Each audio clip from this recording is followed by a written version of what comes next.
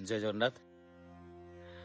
आज केते जण बंधु फोन कले कि ग्रहण सकाशे मंदिर पहड़ खोला रहिबो ना बंद रहिबो।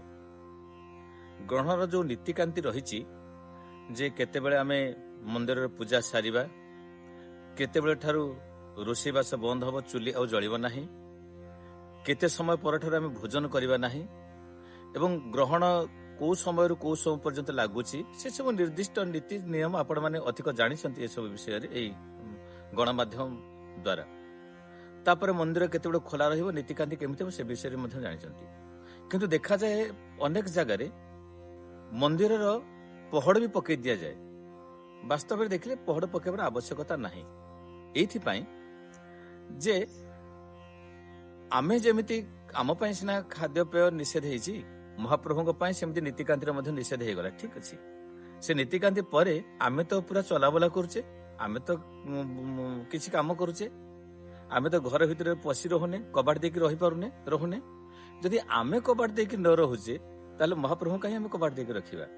ଦ୍ୱିତୀୟ କଥା ହେଲା, ଆପଣ କହିବେ ଅନେକ ଜାଗାରେ ତ ବନ୍ଦ ହୁଏ ନା, ଅନେକ ଜାଗାରେ ବନ୍ଦ ହୁଏ ଏଇଥିପାଇଁ ଦେଖାଯାଏ ବହୁତ ଜାଗାରେ केवल जड़े सेवक बा पूजक द्वारा मंदिर नीतिकांति सब होता है।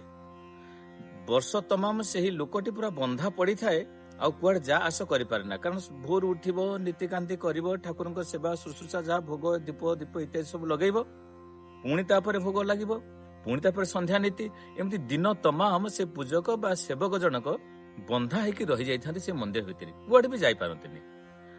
ग्रहण बा पराग आमर जो लगे ये दुईटा तिथि दुईटा दिन से ही सेवक बा पूजक मानक पई टिके फांका थाए, कारण अन्य कहीं नीतिकांति हबनी। मंदिर अनेक समय भोग राग नहीं सब लोग आसती, फूल धूप दीप इत्यादि नहीं आसती, से सब को भगवान ऊपर चढ़ेबा को होता है, मंदिर सेवा करने को होता है। यही सेवार जेणु गोटे दायित्व थाए। तेणु आज भली दिन में ग्रहण बा पराग दिन में, ग्रहण हो किंबा पराग हो, ये दुईटा दिन में ये नीतिकांति बंद होता है गोटे धार्य अनुसार, समय अनुसार।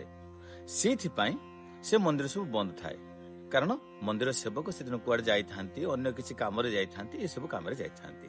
तेणु एमती वास्तव में देखा गले आम जो मंदिर रखुचे, मंदिर अच्छी जो जो सब अच्छी, मंदिर खोला रहिले किसी असुविधा नहीं, बरं खोला रहिबा विधेय एवं उचित।